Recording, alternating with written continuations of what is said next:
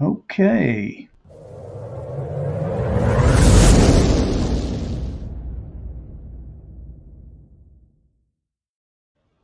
Hey, good evening, everybody. Mark Gassert, Elevate Your Profits tonight, right here on this show. And we are live, by the way, on my end of the spectrum, Peachtree Corners, Georgia. I'm going to put it out there. Sorry, but it still is the peachiest place on the planet within metro Atlanta, Georgia, bar none. But we do have a very special guest, and um, his name is Ori Spado. I know a lot of you people know who he is. If you don't, you will very shortly. With that, I'm going to bring my cohort in crime in here, Tom Ginn. Hey, Tom, how you doing? Fantastic, Mark. It's a wonderful day, and I'm glad to be here. And I'm excited to participate with this interview today with the guest that you brought in for us. Tom, I'm just going to get into it real quick. Ori, to me, is the epitome of a self-made man. I mean, this gentleman started out Rome, New York. His father, Joseph, worked at $35 a week, man, in a place called Revere Copper and Brass. If I'm sure Ori will correct me if I'm wrong, but I think he's a product of 13 children, man. So that is incredible. And his mom, Livia, was probably really creative in presenting all these meals to the family. But what I found really interesting is he started out his sales career as a newspaper boy, which is something near and dear to my heart. I've been there. And then he went into the Army in 1963. Ori, we salute you. Thank you for your service. Both Tom and I have served in the Army, so that's outstanding. And then he got involved being an insurance salesman. There's a company out there at the time called Combine Life, and there's a gentleman by the name of W. Clement Stone. So we may get into that a little bit with Ori on the good side. And then, everybody knows Ori. He rubbed shoulders with mob bosses like Meyer Lansky, Frank Costello, John Gotti, Sonny Franzese, Jimmy Caci, and there's a whole plethora of other people out there. I won't get into it, but this is, his book, and the book is, I'm going to hold it up so everybody can take a look. I've got a copy, The Accidental Gangster. We're going to find out what's so accidental about this. But one thing I love about Ori, he is a primetime candidate. He loves the underdog. So without further ado, I'm going to bring in the man himself. Ori, thank you for being here, sir. My pleasure, Mark and Tim. Tom, it's an honor to meet two distinguished gentlemen such as yourself. Thank you for having me. Well, thank you, Ori. And, I always like to ask these questions. You started out, I was reading in your book about when you were a newspaper boy. Tell me, once you got into that, you went into the Army, then you went into the insurance business. So, what was that like did you ever meet W. Clement Stone? Yes, Okay, what type of guy was he? he was just the type of guy you would expect him to be. He was a dapper, dressed very sharp, Yes. you know.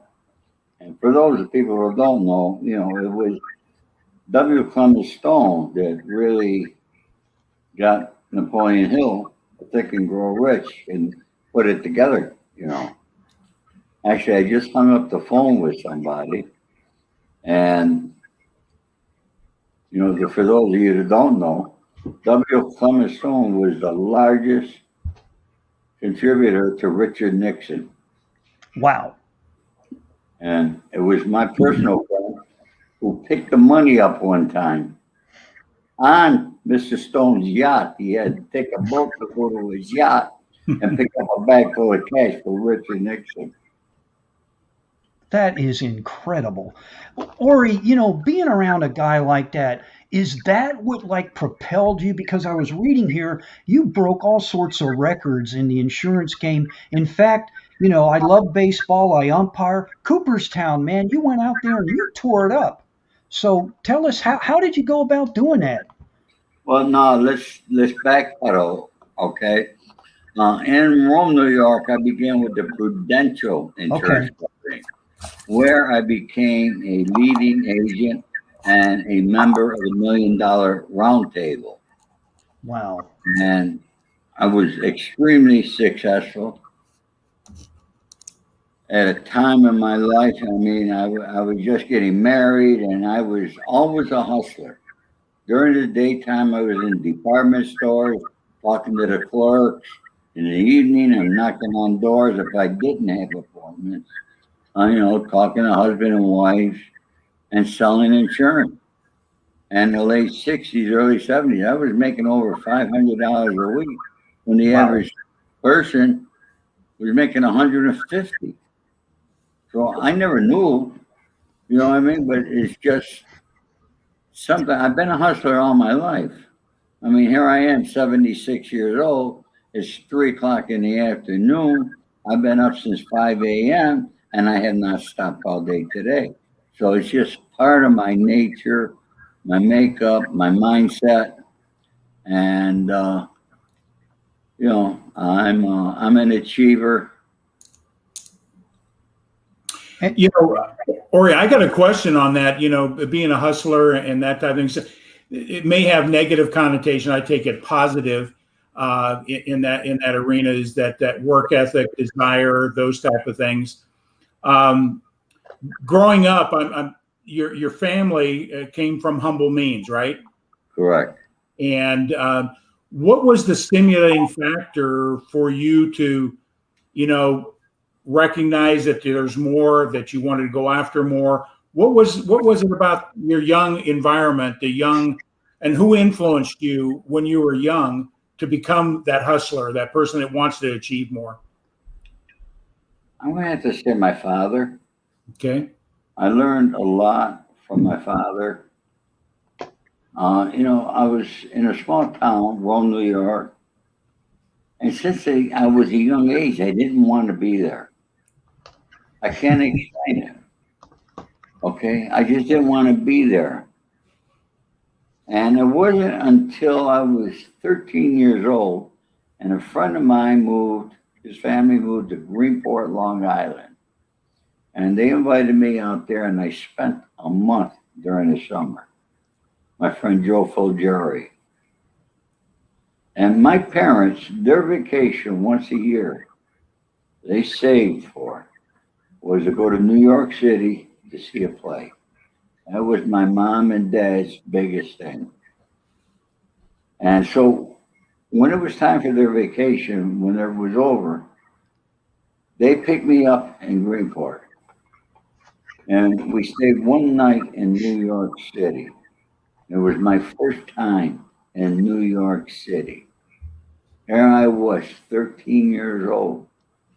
I'm looking at those skyscrapers. I'm seeing the people, and just something overcame. And I knew I needed to be in a big city. And it's just something that's stuck with me all my life. And to this day, I mean, here I live in the middle of Beverly Hills. I like to hear the cars going by. I can look out my window. I see skyscrapers. So, it's just me and who and what I became. But at the age of 18, I joined the Army and I ended up in Hawaii. And I knew I could never go back to that terrible cold winters that we had and so forth. I mean, I despise it.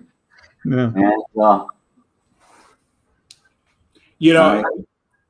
I couldn't ever go back to cold weather. I'm from California. I moved to Wisconsin. People say, you got to be nuts. How do you? You would love. I just had to go back to my grandson's wedding, which was in Rome. Wow. And I stayed there. I was there 4 days. I couldn't wait to get back. But my daughter bought a camp up in Old Forge, which Tom looks like the guy who would really love it. Old Forge is up in the Adirondacks. Okay? And I went there for a day. Me and my cousin took a ride up. It's a beautiful camp. She paid $350,000 for it. And But I got to tell you, I mean, it's not for me, you know. And whoever came up with the saying, you know, going camping for me is a night in a 5-star hotel. Yeah. Wow. I'm gonna go back to W. Clement Stone. He's been an influencer on me in his books and the things he's done. Think and Grow Rich. I was introduced to that book when I was first in the insurance industry by my upline leader, and we studied that book. We applied those principles, and it sounds like you were as influenced by that as well. That Think and Grow Rich. Did you get into that book? Let me explain that there. In 1971, I moved out to California again. And I was out here for a little over a year. I owned a lot of real estate back in Rome. See, when I put in for a transfer with the Prudential Insurance Company, it was taking a long time. And I didn't realize it until later, because one day I was in my stockbroker's office. And like over 6 months had gone since I transfer in, the transfer to Los Angeles with the Prudential. And my renewals were pretty good by that time. Every year I put my feet on the floor January 1st. I knew I had X number of dollars coming in. And I'm in the stockbrokers, and the manager from John Hancock was there, and I mentioned how I wanted it and moved to California. And I said, I don't know what the hell's going on, but my transfer hasn't come through. And he said, you want a job in Los Angeles? He said, I'll get you one right now. I said, yeah? He picked up the phone. He said, okay. He said, you get to Los Angeles. He said, go to John Hancock, see Ed McClements. You're hired. Wow.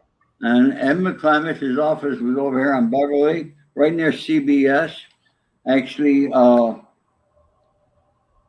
Griffith, what was his name? The talk show host. Merv Griffin? Merv Griffin. His office was right upstairs of ours. Okay. Now, what happened by me leaving the Prudential, I lost all my renewals and everything. Yes. So I was with the John Hancock, and I later found out that my manager, Sully Catadella, never put my transfer in. Wow. Because he thought I was going to forget about that I wanted to leave, because I was the leading agent and he didn't want to lose me. Will you believe that? I can believe that, sure. Money doesn't talk, it screams, right? Yeah. So anyway, I had to move back. I owed the Bank of Utica over $1 million. And I didn't have time to go sell an insurance policy and wait for approval and underwriting for 30 days. And I ran into this kid in a diner, and he told me about combined group of insurance companies. He said, you can make $100 a day and you put it right in your pocket. And so he introduced me as a manager, Gary Dente, and he hired me and sent me to Boston for 2 weeks. It was W. Clement Stone at a school in Boston as well. Wow. That's when I first was exposed to Napoleon Hill, and his book, Think and Grow Rich, was right behind me here. And when I read that book, what it did, I was actually doing everything in the book that he talks about, but he gave it names. You follow me? Yeah, sure. Yeah. I read that. I read The Success System Never Failed by W. Clement Stone. I got that here.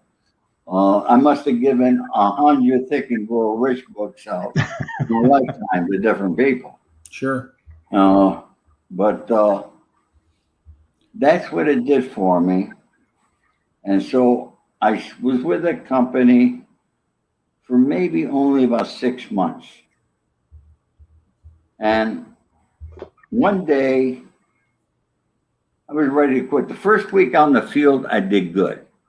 The second week on the field, I didn't sell nothing. And you work in different towns every week. And we were working the town of Little Falls, which was Herkimer and Little Falls, New York. Right. And we would meet at a diner every morning. Sort of like when I was a gangster in New York, we met at But Oh my goodness. I waited for the meeting to be over, and I went and I told Jerry, I gotta get out of here. This ain't for me. And Jerry looked at me. He says, "Yeah, well, I figured you were gonna quit." He says, "You can't sell this policy." He says, "You're used to selling big group insurance policy, all that big high life insurance, and all calling on companies and stuff like." Yeah. But he said, "Ori, you're not a loser. You're a winner." He said, "Why don't you leave us as a winner?" He said, "Listen, today, go work Furnace Street. Knock on every door." And he took out his business card, put a line here, you get 4 lines, put across how many people, doors I knocked on, how many people I spoke to, how many doors I got in and I sold. Well, by the end of that evening, I sold 100 policies. Wow. Now you gotta remember, these policies were only $6 for 6 months. All right? I sold 50 policies, I'm sorry, on Furnace Street. And went home that night, I was high as a kite. And the next morning we meet. He said, "Ori, I'm going to give you the business district." And when you got to work the business district, you got to walk in the stores, talk to the clerks, sell everybody in the store. By 5 o'clock that afternoon, when all the stores were closing, I had already sold 50 policies. But you were not allowed to go work anybody else's territory unless you got permission from them. And I'll never forget, there was a coffee shop, Dandy Donuts, I think it was. In there, and I see this guy Joe, who was one of the salesmen with us, come around the corner, and I waved him. And the guy said, "Come have a cup of coffee with me." I said, "Where'd you work today?" He tells me the street. I said, "How'd you do?" He said, "I didn't sell a goddamn policy. They're all deadbeats." This and I didn't want to go home. I said, "You mind if I rework your street?" He said, "What are you, crazy?" He said, "I knocked on every door. I talked to everybody. You're not going to sell nothing." I said, "Joe, you mind if I work?" And I said, "I got money." He said, "Yeah, go ahead." Well, guess what? I sold another 50 policies. But it was getting too late at night. I was looking for lights to be on. And not every house, because I'm telling you, it was late at night. And when you got to sell 100 policies in a day, you got to call Chicago. And they rang the cowbells. It was a big deal. And I knock on this door, and this guy comes to the door, and he's laughing like crazy. He said, "You realize what time it is?" I said, "Yeah." I said, "But you don't understand something." I said, "You got to buy my insurance policy." He says, this guy was an assemblyman or some state, something with the state of Albany, a political thing. Oh, wow. He said, "I don't need insurance." I said, "No, you don't understand." I said, "You're going to let me in your home." I said, "You're going to buy my policy." I said, "Because I got to sell 100 and I only got 98 right now." I said, "So each policy, you sold them 2. I said, "So you're going to buy my policy and then I'm going to use your phone." He looked at me and he's laughing like, he says, "Come in." And I came in and boom. I sell him the policy and then I said, "Where's your wife?"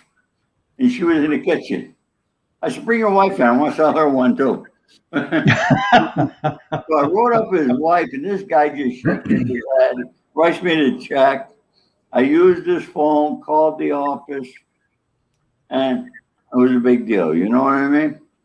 And then the final week was we worked Cooperstown, New York, as I state in my book.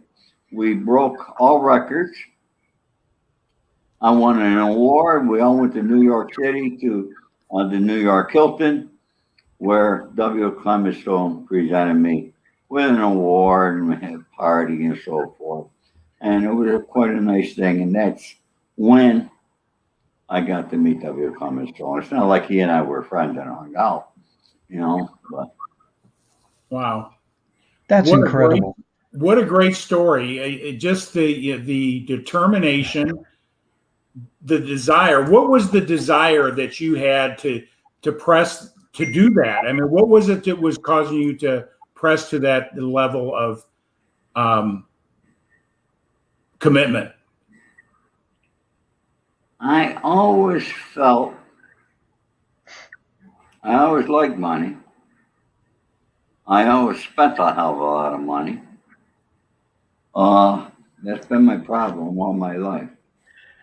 Hey, Ori, can I hop in here? There are people that are like, I got to let you know, you got people out here hollering. I'm sorry, but Randy Chafee wanted to say hello. I'm just going to show you the names. That's Randy. Scott, uh, uh, uh, Rickard says hi to you as well. Geez. Gee whiz. Yeah, here it is. He's like, hey, Ori. Gloria Brown's like amazed that you led the lifestyle you did. We got the pontificator of deep thought, Robert Brooker. He's saying hello.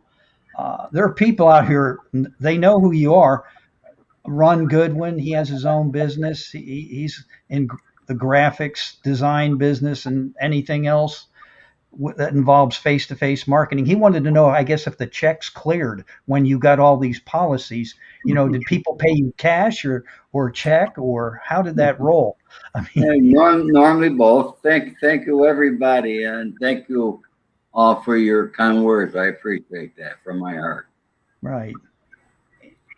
Tom touched on something, and I think I can kind of relate. He mentioned about humble beginnings. Is that what drove you, Ori? I mean, like you saw your dad hump it every day and do what he had to do to provide for his family. One thing you mentioned in the book, you mentioned about your dad, and your dad was a man's man, and he taught you how to become a man, and you talk about that in your book, which I think throughout all your escapades here that you've done on the wrong side of the law and the right side of the law, you always talk about family, how important that was to you. Is that what he taught you? Yeah, definitely. When you said it wasn't 13 siblings, Oh, I'm okay? sorry. I'm All sorry. right. I had five siblings beside myself. There were six, but my mother cooked for 13 because we lived in a duplex, and my grandmother and grandfather and my aunts and uncles lived next door. Okay. And by the way, all Well, my uncles on that side, they same were all same difference. She was cooking for 13, man. She cooked for 13. It was, Wow. yeah. And, my father was a quiet man. My father was not a guy back in those days. People do not know how bad the Italians really had it in this country. Nobody knows. It's going to be told very soon because my writer is working on a script about it. If somebody called my father a Whopper Guinea, you can guarantee they went to the hospital afterwards. My father had arms like I can't believe. Had to be from working in Revere the way he Right. worked and so forth. But I mean, I sat next to him at the dinner table. I remember looking at those arms every night, Did that make you think twice of standing up to your father? I mean, My father had a barber strap. oh Lord. When one of us would mess up, he'd pull out, and everybody, we'd all be scared as hell. All right. But I tell you what, and I never saw my father hit any of us with it. Wow. Yeah. And the last thing I'm going to ask you, like, once you ventured on, you were in the insurance business, and I'm going to digress a little bit. Then you got creative, what I like to say creative. You are a creative showman in my book. just reading this book. And then you kind of went, what I don't want to call it the dark side, but I don't know what else to call it. You went the other way and you figured out ways to make money. And even when you were in the military, I'm not going to mention what you did, but you know what you did, or you can mention it. I don't care. But but you got creative on how to entertain troops and make dollars and all sorts of fun stuff. And then it just one thing led to the next. Did you find yourself just say, "Hey, I'm good at this," and what gravitated you towards that other side? I mean, I'm just curious. I think it was a natural thing that came into my life. In my book, I mentioned, my grandparents we had dinner with every night. When my mother met my father, they were deathly against that there. Although Italian on both sides, my grandmother and grandfather DeMarco come from a different region in Italy than my parents and then my father. He come from Calabria. My grandparents came from Calabria. And it wasn't until my stag party that I learned that my grandfather was a made man. Came over Wow. to the country as a made man with the Androgata. The boss in upstate New York was a gentleman named Frank Russo. And that's the reason that they did not want my mother to marry my father. But the marriage did take place. They later learned to love my father. And so I learned a lot about my grandfather. And then Frank Russo, his son, who became a lawyer, Frank Russo, he and I became very close. And slowly but he knew everybody around the country. And slowly but surely, I mean, him and I were going to New York every week for a couple of days. Stayed at the Warwick. And there were always wise guys around. And he's introduced me to this guy, that guy. And, it was a slow grooming, as I call it. And it could happen to you unknowingly. Okay. But I did admire these people, and I met some really, really. I talked about it earlier today on another show. I enjoyed it because, there was no bullshit about, hey, let's do business, sign a contract, we'll do that. No. You met, you shook hands, you did it, and everybody did what they had to do. And, all you had to worry about was keep your word. And Ori, that's what I was going to say real quick. You live by a code. When I say that, Yeah. I say it respectfully, and that's what's missing sometimes. I know that it sounds antiquated, but you really live by a code. Now, I'm not going to endorse everything you did, and I know you explained in your book, you weren't proud of everything you did, but you still maintain that code. You kept your Correct. word. You got to Yeah. keep your word no matter what business you're in today. And, I find so much in the legitimate world today that people do not keep their word. And I don't know why. Don't say something to me and don't say yes and then not do it. Just say, hey, I don't want to do it. I can't do it or whatever. But don't tell me you're going to do it, because if you tell me you're going to do it, then I count on it being done. It's just you ask me for something, it's going to get done. I mean, I'm working on a project right now for a former professional baseball player that later went on to build multi-million dollars of companies. And it's a big government situation with the Federal Trade Commission. And without me being as creative as I am, okay, he'd be on the streets today. Wow. But I've been able to take that and turned it around, and the lawyers that I got they had to replace lawyers and everything, information that I'm able to find out, and people that I have throughout the country that can do certain things for me, legal things. Okay, all right. I mean, I'm just that person. I just keep going. Hey, number one, I'm not married. I don't have no steady girlfriend. I'm not looking for one.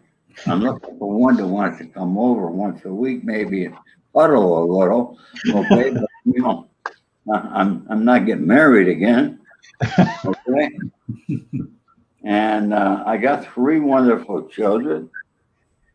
All of them doing well. My 2 boys are real men in their own rights, both very successful. My daughter, extremely intelligent girl. I mean, no man, and I'm a divorced father, so no man could ask for more than what I have, and I got 6 wonderful grandchildren. So Right. I'm a very blessed guy. And, you know, do I miss my old life on the streets? Yes, I do. I miss those scores. But, you know, with people, you know, people watch go to movies and it's glamorized. It's nothing like that, folks. Okay? There And you for go. you young men or ladies who think about getting in the life of crime, then I strongly urge you, write me. You can get a hold of me on Instagram or my email account has been shown there, and I'll guide you out of it and mentor you along. Um, it's not what it was years ago. Never will be again. And it's not a life that people can endure anymore. Yeah. Okay, you're going to get caught, no question about it. You're either going to get caught and go to prison, or you're going to end up in the trunk of a car. Those are 2 choices you have. And Ori, I got your contact info down here so people can see it. So, and there's Yeah, your email and and they could purchase autographed copies at my website, or they can go to Amazon and several other borders. And right. borders. There's no more borders. Barnes and Noble. There you go. That's all right. Yeah. Tom, I know you got a question or two for Ori, so go for it. You know, I think once a person is clear on why they do what they do for the right reasons and purpose. You went off a little bit into straight, but you had some validation to fill a need and those type of things. And now your mission, if I'm not mistaken, is you want to be an influence of young people that can be swayed. Like you said, it's sort of like boiling a lobster, right? You put the lobster in the pot and you just gradually turn up the heat, and before you know it, they're cooked. Right. And that's the way a lot of people get sucked into anything. So your mission is for my clarity and the audience's clarity, is giving people through, there's a different light to follow. Is that what your mission is today? Yeah, life is better doing the legitimate work. Either go to college, get an education, find a trade, but regardless, whatever you choose, I urge them to choose something that they love doing. Yeah. Because if you don't love what you're doing, then you're not going to be successful at it. And I teach them the proper mindset, the motivation, persistence, wears down resistance, what the mind can conceive and believe you can't achieve. And so, you know, and one thing that, you know, you read my book, you see, and I had a lot of great sales organizations. And the reason for that is I'm a very good motivational sales leader. And the reason for that there is in anything I ever done in life, I never asked anybody to do something that I had not personally done. So I was always able to show them, motivated, how they could make more money. And there's a lot of people today in this country that are independently wealthy because I trained them. Wow. You know, I'm very, you know, those kind of things made me very happy. Yeah. I'm going to share. I think that leadership there is something I've embraced in my life when I had a sales organization, and I've managed in my own company of people and other companies' people. and I never asked my people to do something I hadn't done and not willing to do with them. You know, I roll my sleeves up and let's go knock on those doors. Let's make those phone calls together. So I think that's a principle that it's strong for anybody in leadership. Don't ask your people to do things you're not willing to do yourself. Right. Yeah. I'm sharing your quote down here, Ori. I just you put it out there. Be grateful for what you have. Life is great. Succinct, to the point, and that's you. You were doing a walk and talk, and you just said, here's how I feel, and I just put that up there because that's you in a nutshell. That's me. Life is great. You know, I'm blessed to be here. I know one question you're going to ask me: if I were able to change anything in my life, would I? The answer is no. Very good. Okay. As I say in the prologue of my book, this is my life. It was my destiny. It was meant for me.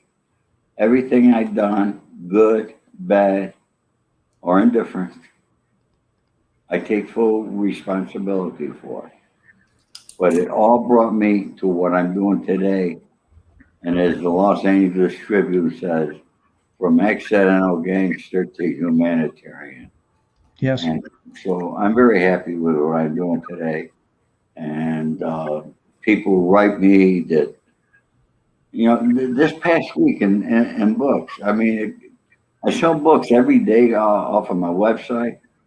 But I mean, I had one lady out of the Bay Area, San Francisco, and I ended up talking to her on her phone. And one of the loveliest person you ever wanted to meet. I mean, it's amazing. And then she took my book and she was underlining things in yellow. I posted a picture of her with doing that there. Yeah, I saw that. You know, she has purchased 4 books for other people that she knows. Today I went and I shipped 6 books out, 5 to one person, one woman. All right, bought 5 books for other people. That's awesome. Yeah. So those are the kind of things that happen, and you know, I'm amazed, and I'm very happy that I'm able to be a positive influence on the lives of others and help people out. I've got a comment on it again. Something you said that is. I never in this short time that we're talking, I've never heard anything about being a victim. You've taken responsibility for everything you've done.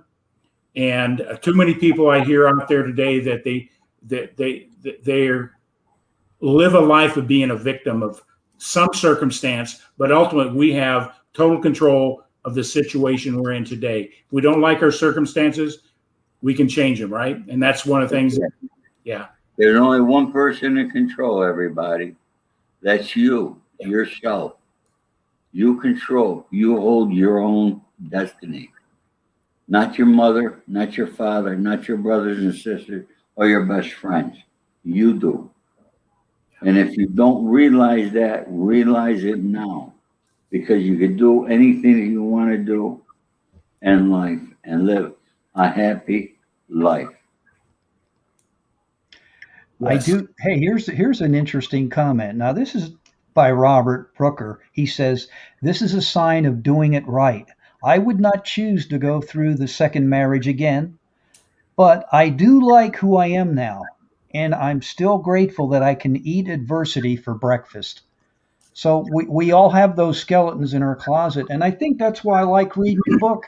Ori, this book is really like a manual. It teaches you it's okay if you screw up, forgive yourself, and move on. You know, don't beat yourself up every day. And I have to ask your children, like with Anthony, Orlando, and Gina, they've got to be super proud of you. You know, here you're like a rock star now. What do they think when they see you at a book signing or you're walking around? You're more famous now than you were. Probably the FBI is looking at you saying, "I cannot believe this Spado guy. Look what he's doing." You know, a lot of people probably are saying that there. As I told you, my grandson got married. And it's really funny that he married the daughter of the former chief of police. He was a really, really nice guy. One of the nicest people you ever want to meet. And he meets my cousin often at the golf range. They both play golf. Hmm. And he told my cousin, he said, imagine, he said, I was the chief of police. My son became a cop, and my daughter's marrying the grandson of a gangster. But I'm going to tell you, his whole family, after the church, and we, you all walk out of the church waiting for the bride and groom to come out, and people are coming up to me and want to take a picture with me. It was kind of embarrassing because this is my grandson's wedding. We're here to honor him and his wife. You know what I mean?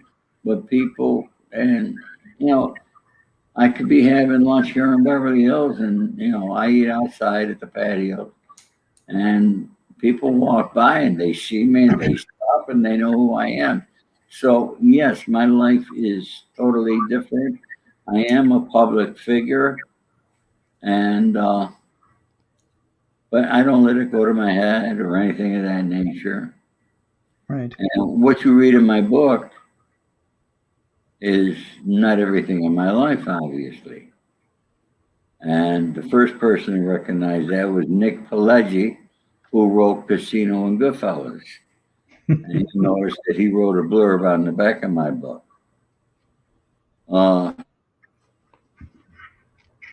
And there is a movie that's being developed right now.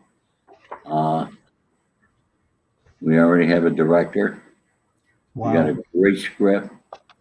This writer was one of the writers. I went through a lot of writers out here in Hollywood. But this guy got it right. He spent countless of hours with me. Name's David Stino. Great kid, wonderful family, a good family man, but he got it right.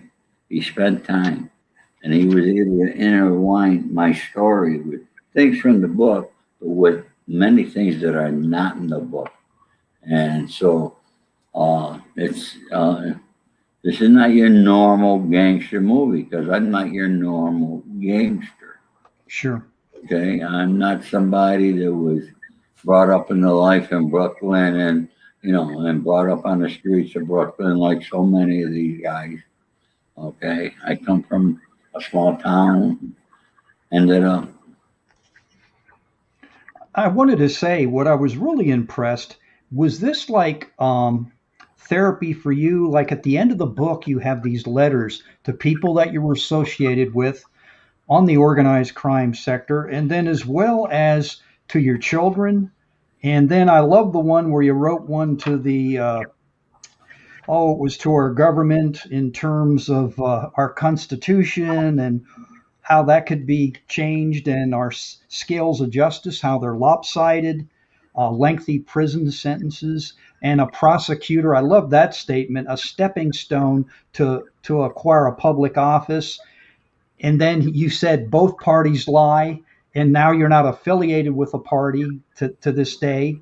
You started as a Democrat, were a Republican, now you're kind of whatever. And is this true? My journey through judicial system, is that going to be a book at some time? Is that you're actually going? Wow. So I'm sorry I'm ranting here, but there's so much to put out there that you put into this book. But Yeah, was that therapy for you to write those letters? Was that a way to say, hey, I'm apologizing for what I did. I'm responsible for what I did. Is that why you wrote those at the end of the book and shared it with everyone? well, some of those people that I wrote letters to are deceased. Right. Okay, such as Sonny Franzese, Jimmy Right. Caci.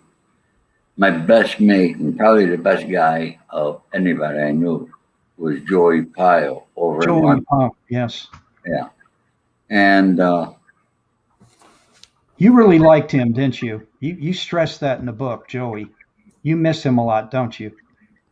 every day, Joey from London. We used to talk 5, 6 times a day. Before I ever went to London, I knew everybody. He'd be at a pub every night. And he'd get me on the phone and he'd put every single person in that pub on the phone with me. And Joey and I grew extremely close. And today, his son and I, his son is like my third son. And you're going to be hearing more about him. He's got books out also over there. But there's going to be a lot more about him, his father. And, you know, being around guys like I was around, some are better than others. But Joey Powell, he was like me. We can get more done with our brain than we could with a gun. And that's just how Joey thought. And you always had an idea. And one thing you stressed in the book, when you all got together, even if you're on the left side of the sector of the law, I have an idea, everybody would perk up and say, go ahead. And they'd listen to the idea. Right. When you'd be at dinner, lunch, whatever, you and your pals would sit down and talk about, I have an idea. And then, you know, you even mentioned here 1997, when that FBI agent told you, we're going to get you in 11 years, it happened. And you mentioned in your book, they have the resources and you're not going to win. You mentioned it to some, what you're trying to develop a mentorship to younger people out there. Don't go this way because it's a one-way road to Loserville. You're not going to win. You're not going to beat the FBI. So, Look, and especially more today than when I was in. right. Because today, everybody's got one of these in their hand. Okay? Everyone's got, the moment you do it, somebody's got a picture. If they don't have a picture, the store, the streets, particularly back in New York right now, they got lights all over, cameras all over the place. Okay? Right. You're going to get caught. Yes. Yeah, even going down the freeway, right? They catch you. They catch you. They don't make it different. And 1997, he said, I will see the day you are chained, shackled, put on Con Air, and brought to Brooklyn. I laughed at him. At him. Wow. 2008, 11 years later, he made it a reality. Yes. And you talked about that when I think, was it Anthony that was there that watched you get incarcerated and you said, hey, I'll be out by noon. And then you realized, hey, I'm not coming back, man. This is it. They got me. They showed me the paper and they said, you know, drugs. I laughed at him. I said, I'll be out by dinner time.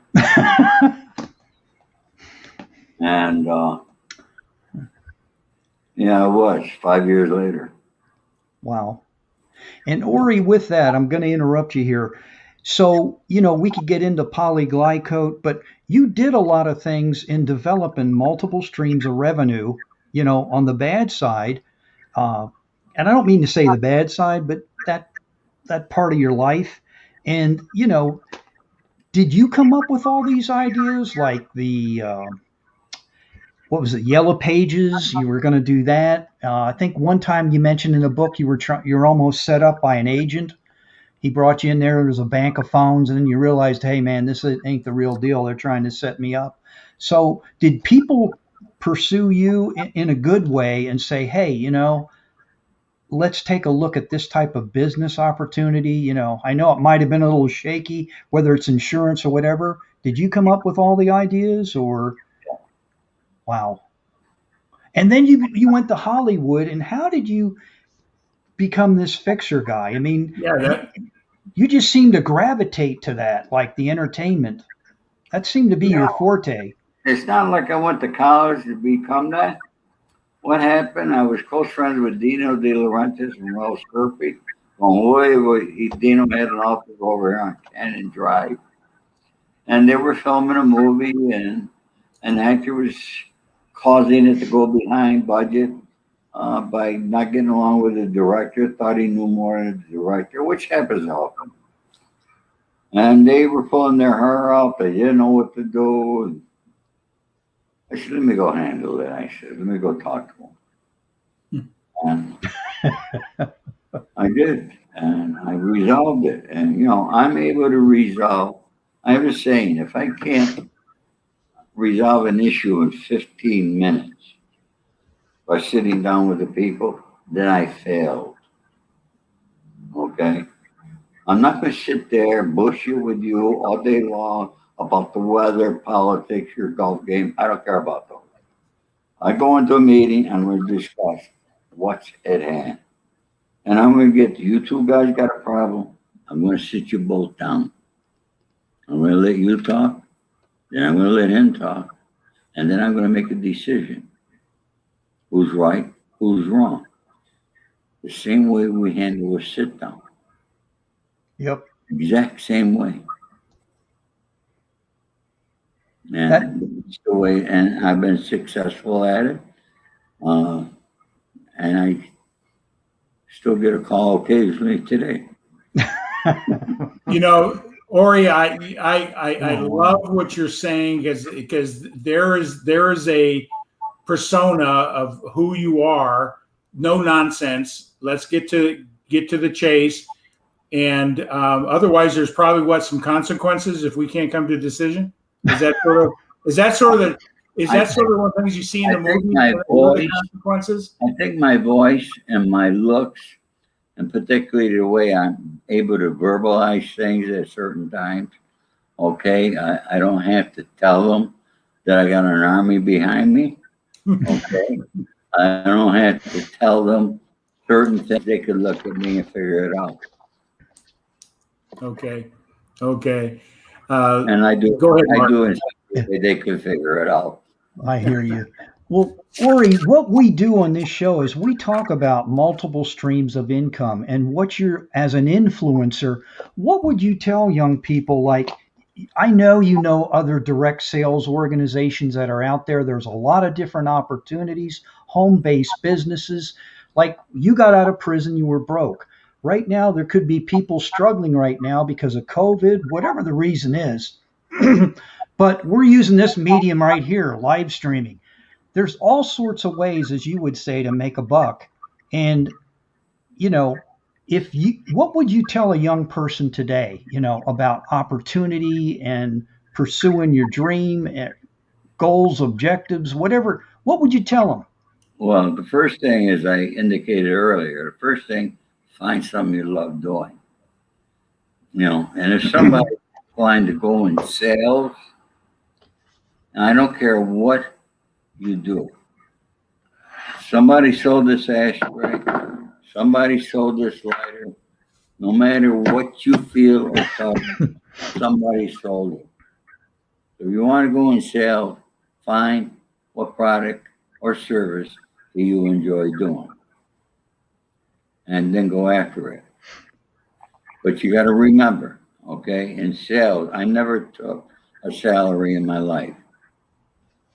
Okay, always worked on commissions. You're going to make much more money on commissions you ever will as a salary. Right. But you got to work, and you got to be able to know that you're going to be sacrificing some time away from your family. Because you got to be out there doing it all the time. That's just my thought, my philosophy. I mean, if I was 18 years old and I would start my life over again, that I'd go right back.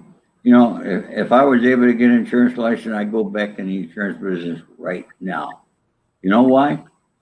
I loved it. Right. It was so natural. It was so natural for me. Knocking on doors, getting into a home, sitting at the table with a husband and wife and discussing their financial situations and so forth, and then resolving them. There was many years ago, before I went to prison, I got a friend from a phone call from a painting contractor. And every time I needed, I used to sell him so much insurance. Every time I heard he got another job, I went and I sold him annuity. I sold them more. You know, I mean, you think I'm a pain in the ass, right? No, you're just straight up. You're straight This up. guy called me up and he said, "You were a pain in the ass, and I thank you so much for it." He says, "I never would have been able to retire without you." Yeah. You know how good that is? Yeah. Right. You know? I do have to share something from Jay Jensen. If you ever go on LinkedIn, he does a lot of jokes and stuff, and he talks. He's a salesman.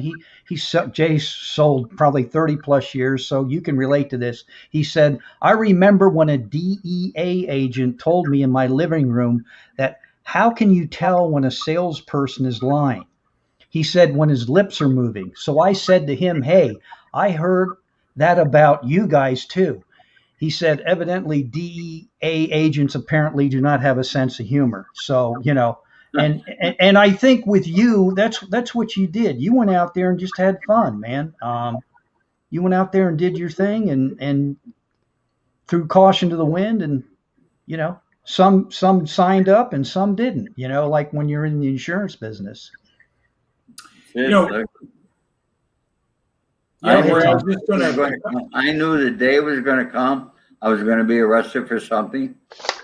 Okay. I just never thought it was going to be that.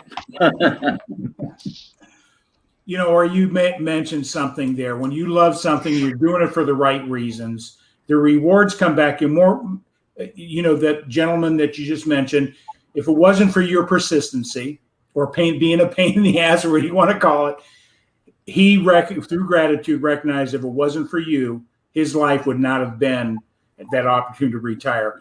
And that's the greatest reward, not only the money you make, but that's even a better reward than when I've had clients that have come back to me for years and said, "Thank you, Tom, for staying in my face," basically, until I was able to make a decision. So it's a great feeling, Tom, right? It is. Absolutely. Yeah. That's how we get our gratification. Yeah. There's so many ways, and when you're helping people out, okay, and it comes back to you. Comes back to you tenfold. Exactly. Do the right thing because it's the right thing to do. And I strongly urge everybody to do that. That's a great point. I was just going to ask, since your children aren't ancient, you have Gina, Anthony, Orlando. Do they share like, "Hey, Dad, here's the latest things that are out there that people ought to look into as far as whether they're going to start a business on their own, do something online"? Have they ever talked to you about that? Like, what do you think about this? What do you think about that? My son in Florida, particularly, his name is Ori also. Right. And I mean, and here's a kid, if you look at his posts on Instagram, you would think I was the one posting them, because he's posting positive things every day. He's very, very successful. He's a premier pool builder in the Palm Beaches of Florida. Oh, wow. And he does very well. And I'm very proud of him. But, I remember, hey, we thought we were going to have a problem. He didn't want to do this, didn't want to do that. And then he got excited one day. I remember he got a job with UPS. Oh, I'm going to get this job. I'm going to have the benefits. After about 2-3 weeks, he says, "I fucking hate this." And he quit. And he quit. But the old saying, every adversity has a seed of equally equivalent. What happened was his cousin was in the pool business. And he was well known, but he worked for another contractor. And that contractor went out of business. So his cousin was out of work. Now, his cousin is a worker, good worker, okay? But he's not the business type of person. Sure. His son recognized that, and that's how he put together a pool business with his cousin. And they became very successful, and they're both millionaires. So, wow. it worked out. You follow me? You know, my son here, he does what he does. He's extremely good at it. My daughter, my little princess, she is the director of the Abraham House, is called.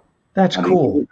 Utica, New York, which is a hospice Mm-hmm. that the last place people go Sure. before they leave Earth. And then, you know, she got a deal with the mayor in Rome, and now they got 2 homes. And my daughter, she makes very good money and very happy. And all I want for my children is to be happy. Right. And, you know, I'm very blessed. But then again, you know, obviously their mother had a lot to do with it too. You know, Sure. it wasn't me. They were living with their mother, not me. Right. Although my son out here lived with me for a long time, and my son in Florida lived with me a period of time too. So, but you know, it takes two in a family Sure. to develop a child, and so I'm blessed. Well, So- Ori, I'm just, you know, in awe basically of hearing your message and that the message you're giving, hopefully that this gets shared out to a parent and let their children see this, and because we all need a path to follow in a positive way, and I think your story shows both sides of the tracks, and that's a powerful message. So anything we can do to support you in helping you in your mission, just let us know, and we'll do our best to make it happen. So Yeah. Appreciate that. You know, as I said in my book, if I help one young man out, the book was worth it. I've helped several, and I continue to help. And I feel that's my destiny and why I was put here on earth. you leave a legacy. Yeah. You I leave a mean, legacy.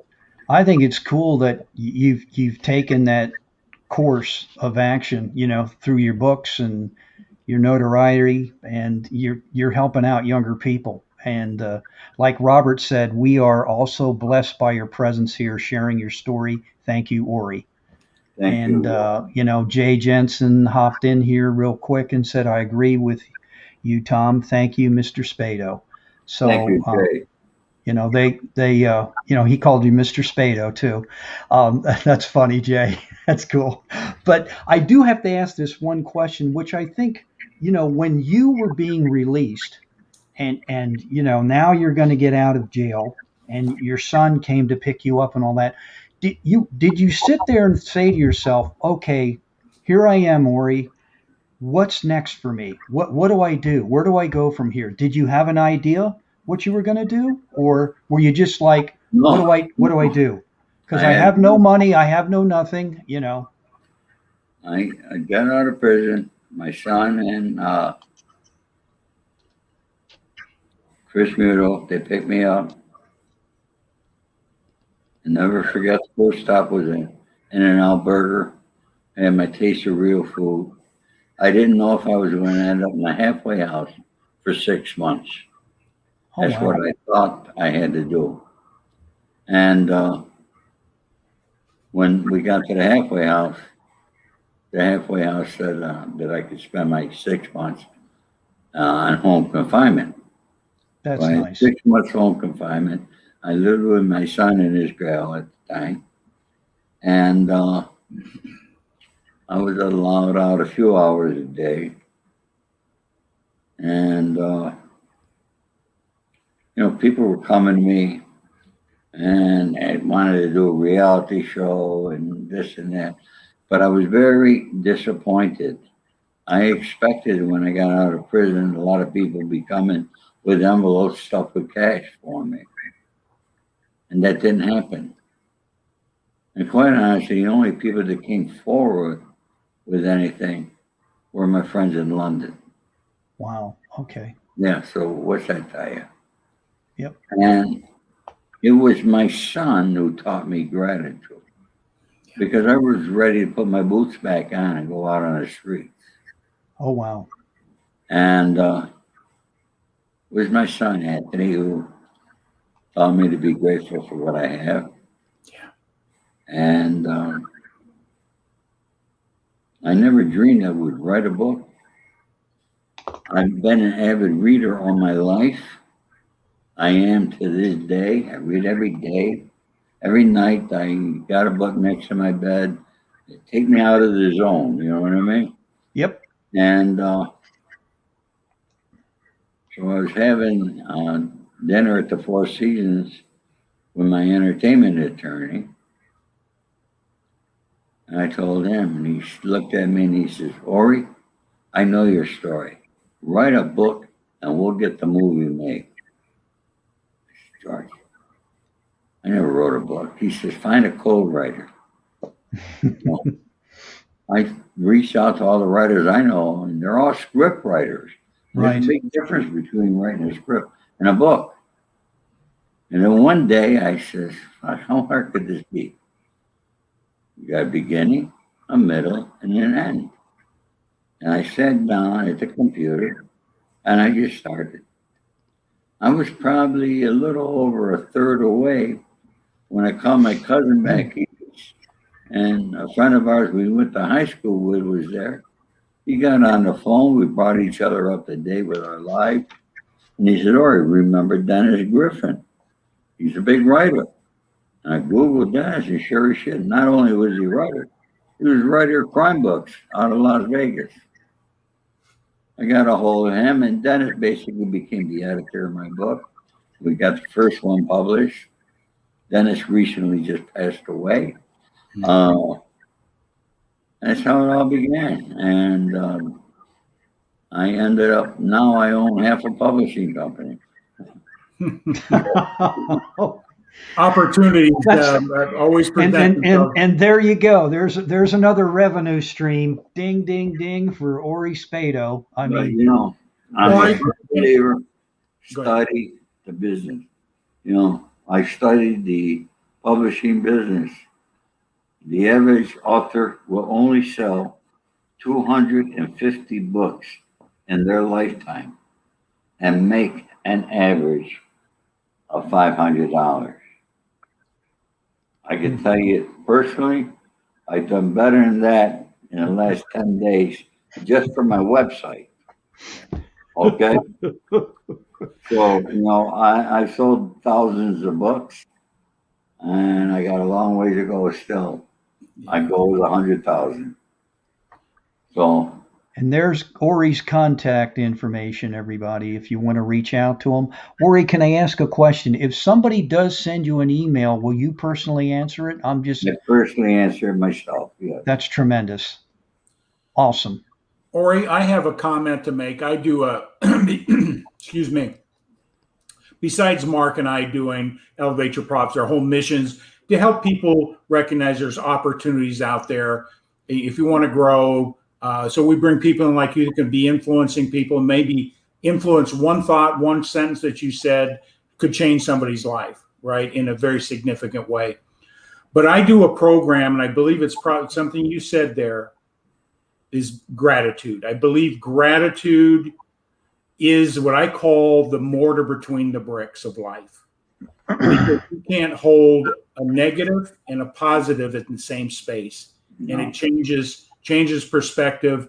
And I appreciate what you said, because gratitude is a principle that can change anything in anybody's life, no matter what the circumstances. Coming out of prison, not knowing what you're going to do, but somebody turn on the light for it, be grateful, because this moment that we have is the most important thing that we have.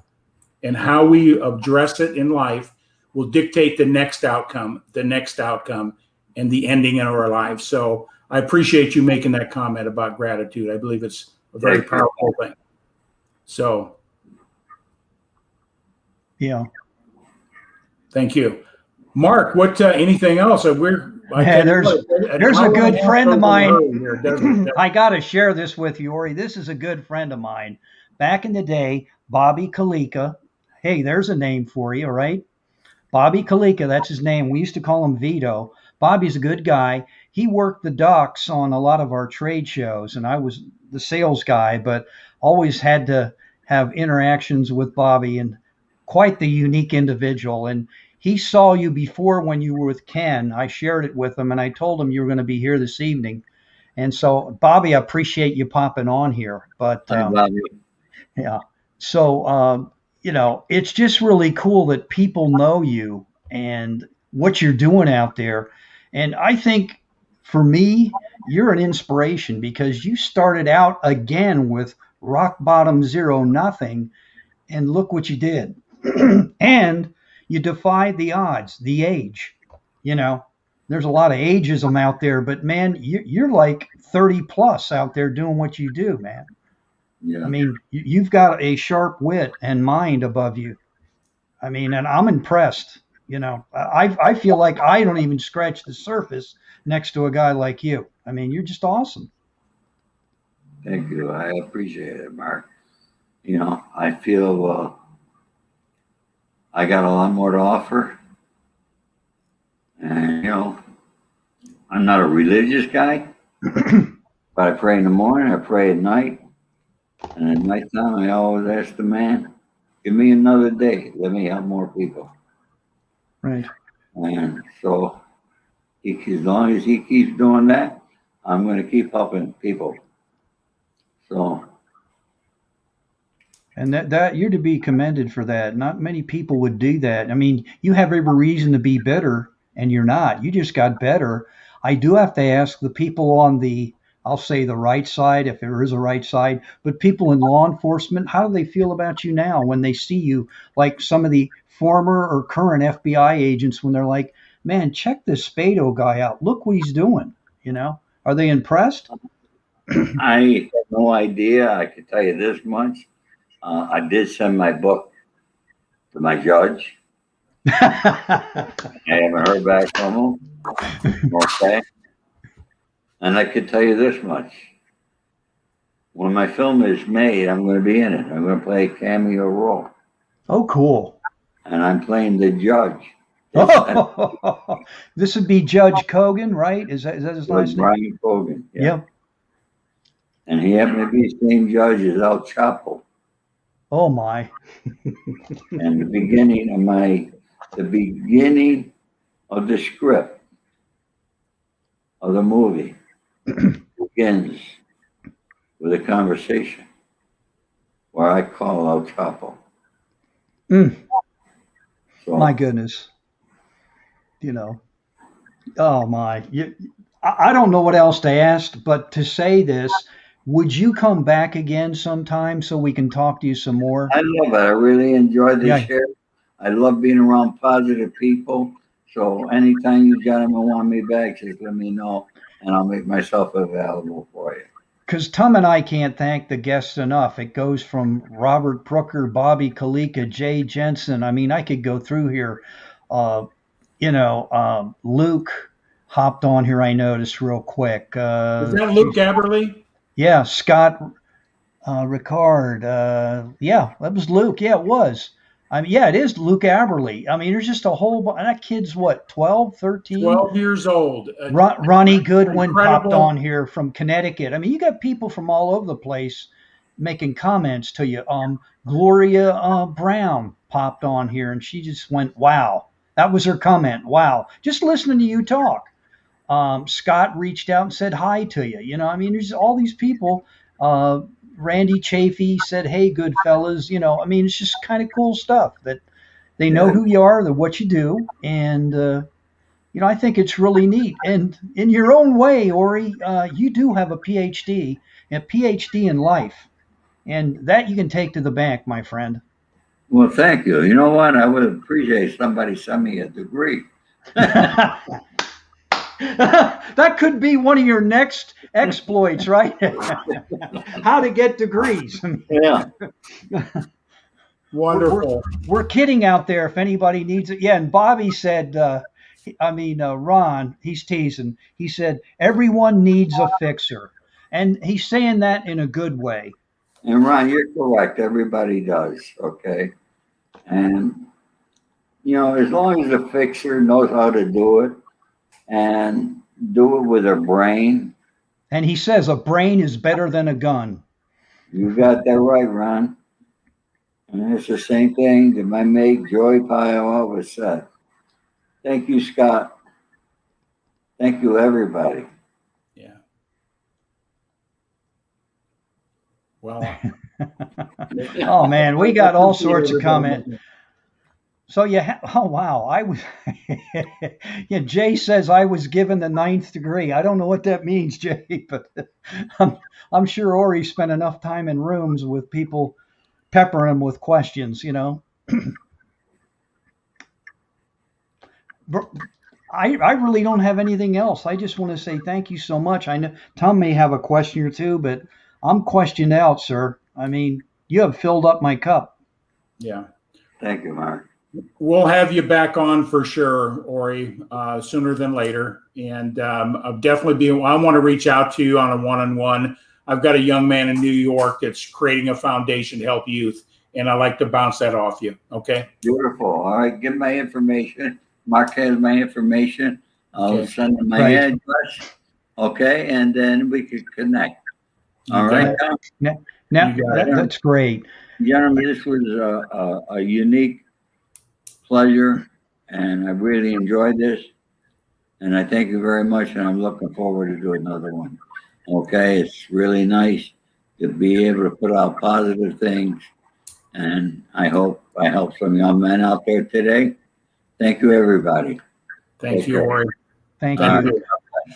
Ori, if you have to leave, I'm going to put you in the green room. I hope they were nice to you back there. Did they get you your brand of Winston's, or you okay back there? Did everybody accommodate with the M&Ms, and did you have a scotch, or what were you looking for back there? Did we not provide it for you? No, I got everything. I got my Winston. That's all I need. All right. All right, Ori. Tom, you have any questions for Ori? No, I'm complete at this moment. If you have to leave, I'm going to put you. No, I don't have to leave. Let me ask you a question now. Will you send this to me on Facebook that I can share? Oh, absolutely. Okay. It's going live, and I'll resend it to you. Oh, you already did? Yeah, I will do that when we finish up here. You'll get it. Okay. I'll send you the link and everything. Tom and I are going to talk real quick. I'm going to put you in a green room, and we'll come back and chit chat a little bit. But don't take it personal. We just got to take care of some house cleaning and all that other fun stuff. Ori, thank you so much, and God bless you. Yes. Thank you, gentlemen. Wow, what can you say about that, Tom? I mean,